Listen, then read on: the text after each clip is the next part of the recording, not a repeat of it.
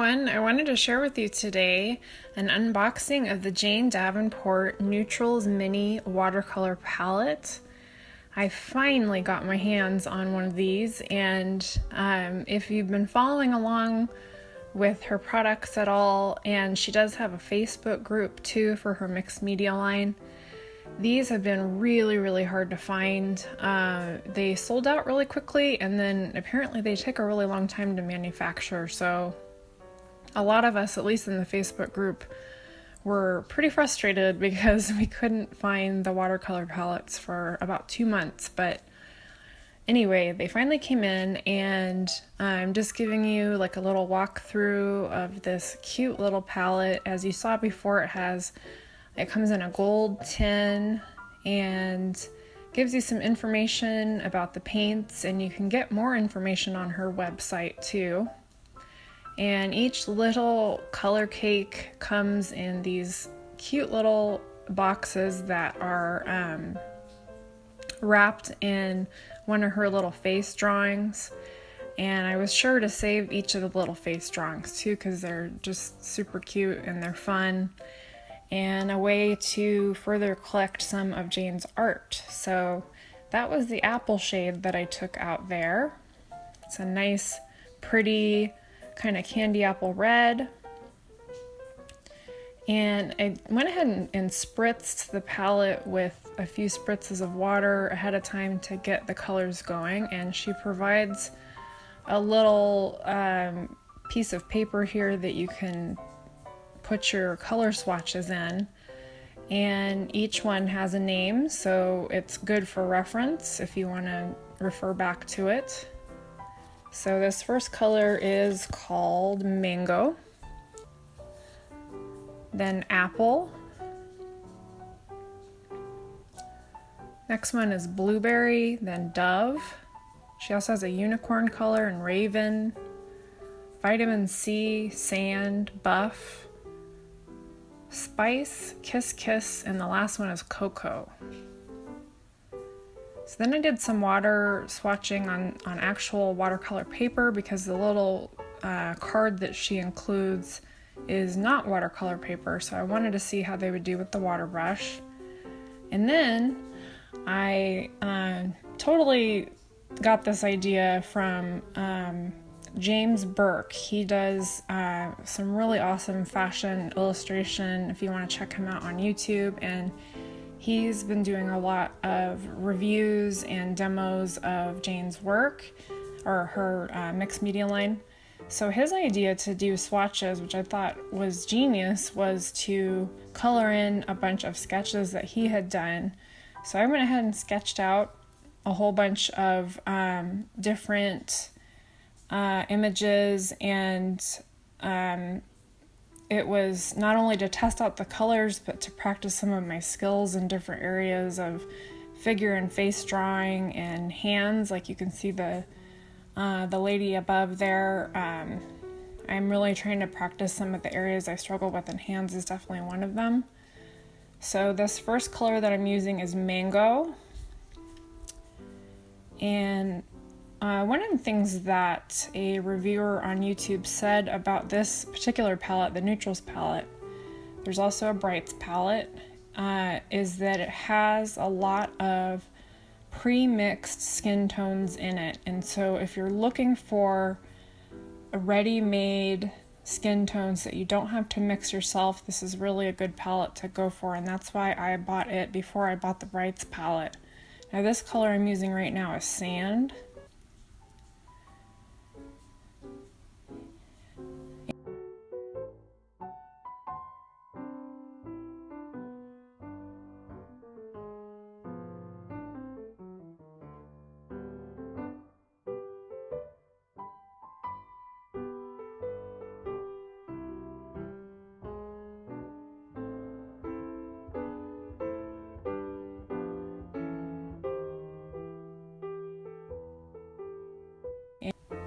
Spice is this one. So she definitely has a good range for, I would think, especially if you venture into mixing the colors You can get a pretty wide range here from Caucasian to ethnic skin tones, and I am of mixed race myself, and so I always really appreciate seeing in palettes and in art supplies that they've definitely thought about people who have various skin tones, so to have a wider range to work with.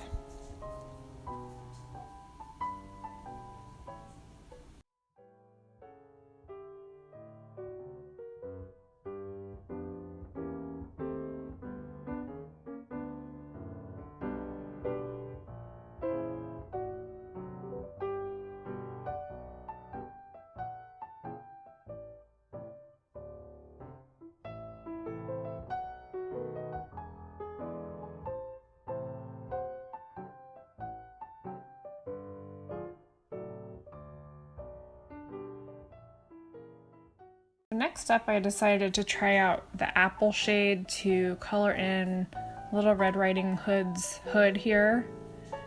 And as you can see, like you saw in the swatches before, the apple shade is a really nice vibrant red, and then I think it dilutes out really beautifully. I thought all the colors did really nicely as far as dilution, and in fact, once this piece of paper had completely dried, I went in and added some more details, which I will include a picture of later on here in the video. And it's just overall a really fun palette to work with. It's been compared a lot to the Prima Confections line. The packaging is pretty similar, and I don't own any of the Primas, so I can't say this myself. I've just heard what other people have said. And by the way, right now I am using the color Cocoa. And what other people have said is that the palettes are similar, they have a similar design, and I believe they are both manufactured in Korea, but don't quote me on that as I'm saying it. I'm not completely sure about that. Like I said, Jane provides quite a bit of information about all of her mixed media products on her website, and one of the things that a YouTuber was really impressed with was that she listed the pigments for each of the watercolors, which I guess not every company does that. And she also listed the light fast rating, so as far as longevity, if you're painting for something that you want to be able to keep for a really long time, she did list those ratings as well. And I think not every company, especially if they aren't like a fine art supply, something much more in the high range of art products, they don't always include that type of information unless they are in the high end. So I think that's a definite bonus on Jane's part. Now I'm using the color Dove. So this is a really pretty gray color. And interestingly, when I was working with this color later on, when I was adding the extra details to these girls, the gray had a ever so slight gold tone to it, and I thought that was awesome. So now I'm using the color Vitamin C, and it's definitely very diluted there on her lips, and later on here I'll show you Vitamin C it used more vibrantly and deeply and less diluted. So for the black, for this girl's hair, I used the color Raven.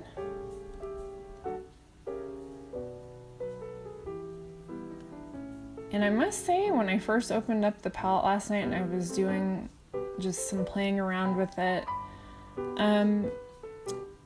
I don't recommend, I guess it depends on what you're looking for. When I did the water spritz, the cakes in the palette became really gooey and it made it difficult to work with, and so letting the palette dry overnight again was helpful. And then this time I just didn't give it as many spritzes. I guess it just really depends on your preferences. Now this is the color Blueberry. And my only other experience with watercolor palettes is that I've had the Sakura Koi watercolor palette for quite some time now, probably a year or close to a year, and I think that's considered a student grade watercolor palette. So as far as Jane's paints, they are a different consistency than the Sakura Koi, and I live in Arizona, which is in the desert. It's very dry. This color I'm mixing right now is called Kiss Kiss, and it reminds me actually a lot of a color called Indian Red when it's at its full vibrancy, but this is a very diluted Kiss Kiss, and then later on I'll show you when it's at a fuller strength. But it diluted, it makes a very nice pale, warm skin tone. Now on this girl, I am painting the Kiss Kiss to show you what it looks at its darkest, and then as it starts to dilute out there. But as you can see, it's a really nice, rich, earthy brown red tone. So as far as the comparison to Sakura Koi, I'm not a watercolor expert by any means, so my saying this comes with that caveat. The Sakura Koi are more dry. As far as when I spritz them with water, they don't become gooey, and if anything, over time they've kind of dried out somewhat. They're still very usable, but the little cakes are pretty dry. Now that color I used just then is called Sand, and I'm gonna try out a little bit of gum arabic next time I use the Sakuras to see if that might help with the dryness. But so that's why I was really surprised when these turned into kind of a gloppy consistency when I first sprayed them with water. Here I am using the Sand. I wanted to show it a little bit more at its full strength there on the fairy wing.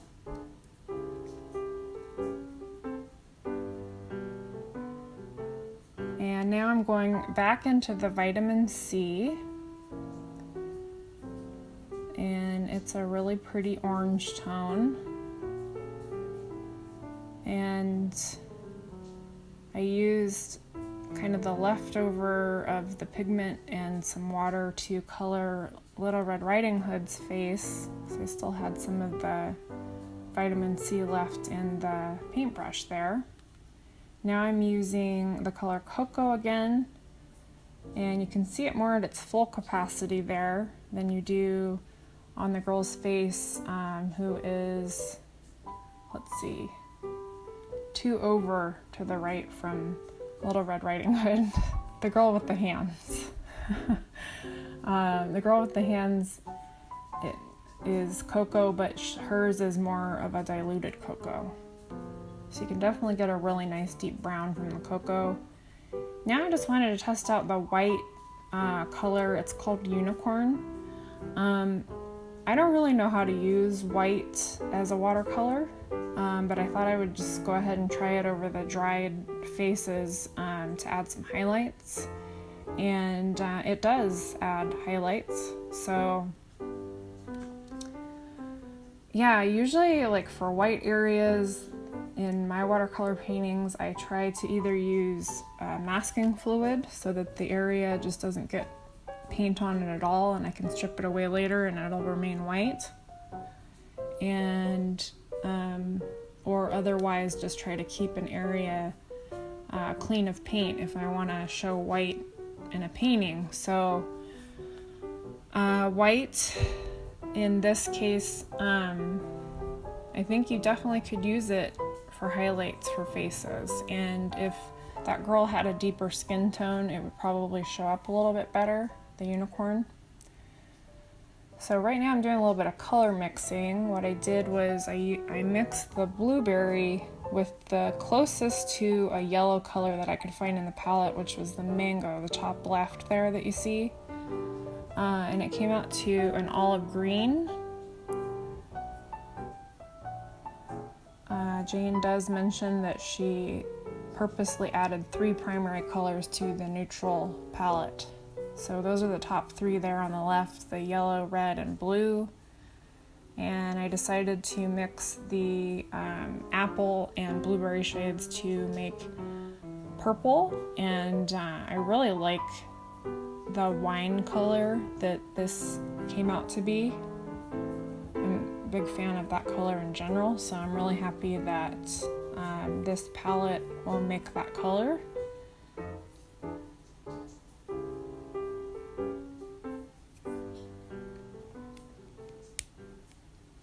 And now I am going back into the apple and a little bit more of the mango to create an orange. And I did add a little bit more of the mango on this than apple, and so it came out to more of maybe a goldenrod color. So I think you could play around there with how much red or yellow you wanted to add as far as mixing an orange-based color.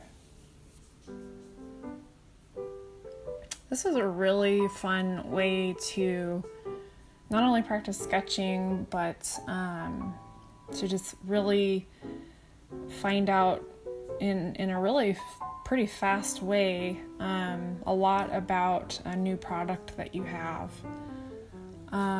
So I'm definitely going to be trying this in the future, of doing a bunch of sketches and using that as swatches. So for this part, I used a little bit of the blueberry and the other tone in the palette that it's called Sand. I just kind of wanted to see what would happen. So that created kind of a golden brown color. I was pretty happy with that. So I'll go ahead and show you some of the photos here, and want to thank you for joining me for this little unboxing and demo, and hope I'll see you in the next video. Thank you so much. If you have any questions, please leave them below, and I'll see you next time. All right, bye-bye.